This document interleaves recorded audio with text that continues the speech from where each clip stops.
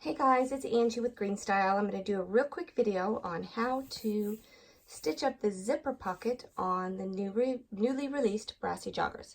So the only thing I've done so far, or already, is I have marked out the position of the slant that you're going to cut, and I have placed and ironed on some interfacing on the wrong side of the fabric.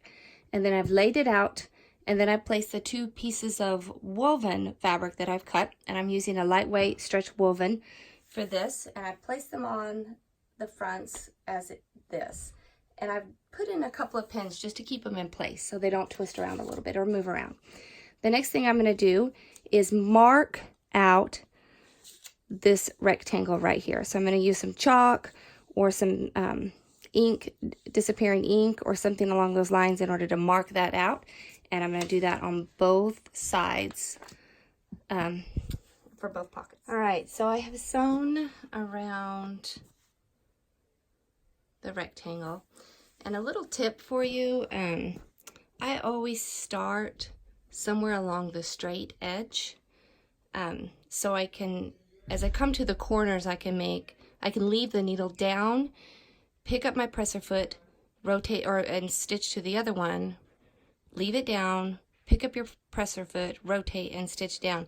And that way, if you're like a chronic back tacker like I am, you're not trying to back tack right at the corners. So start in this general area or on the other side, and that way you can just make a nice clean round or square at each of the corners without trying to back tack or overlap. So after you've done that and you've gone all the way around, then you're just going to cut up right up the center of the opening, so in between those two lines you just stitched. And then when you get to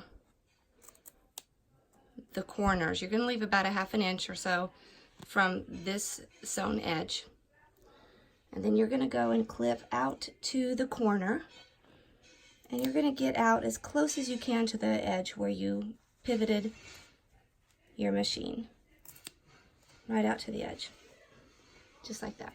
And do that for both sides. All right, so we've clipped out to the corners on all four corners for both pieces of the front. So the next thing to do is just take the fabric and shove it down inside the opening that you just cut, and do it all the way around.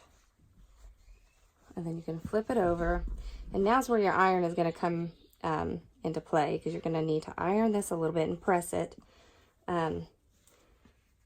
So work it out, and if you did a good job clipping to your corners, you should be fairly square, and a nice good square. This one maybe is a little puckering, so I might go back and reclip that one a little bit.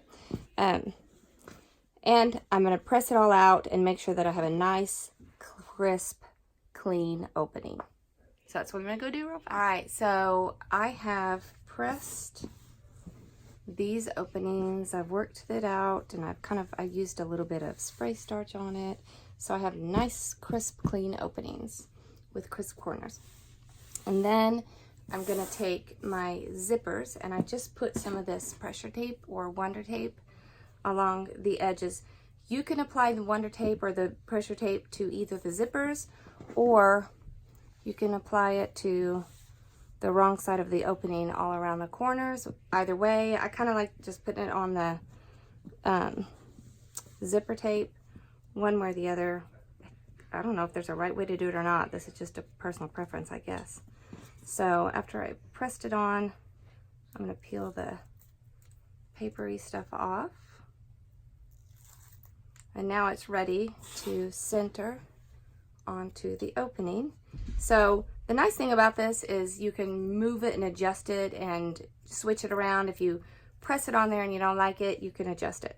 So I'm just going to put the bottom of the zipper stop right there at the bottom, which should put the top right inside there, and we're going to just center it on this opening.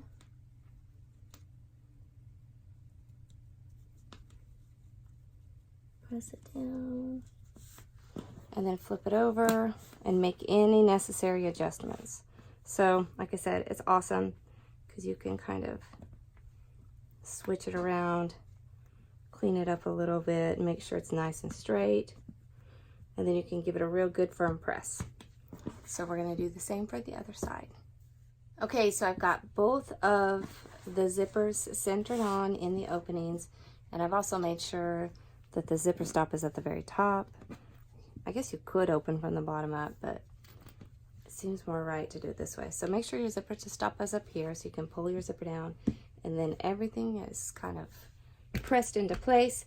I'm also going to add some pins all the way down along where I'm going to stitch. And I'm going to stitch fairly close to the edge.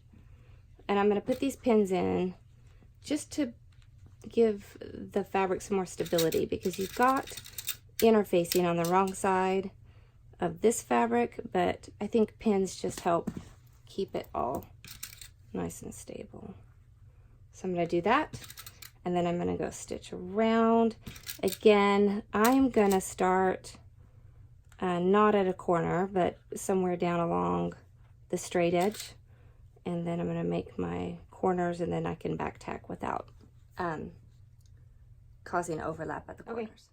So now we have stitched all around the open edge of the pocket opening. So we've effectively stitched the zipper to the pant opening, and we've done it on both sides. So the only thing left to do is take the piece, flip it over so the wrong side faces you, and then take your remaining pocket piece and with right sides together, place it down and line it up across the top and down along the edge and around the pockets.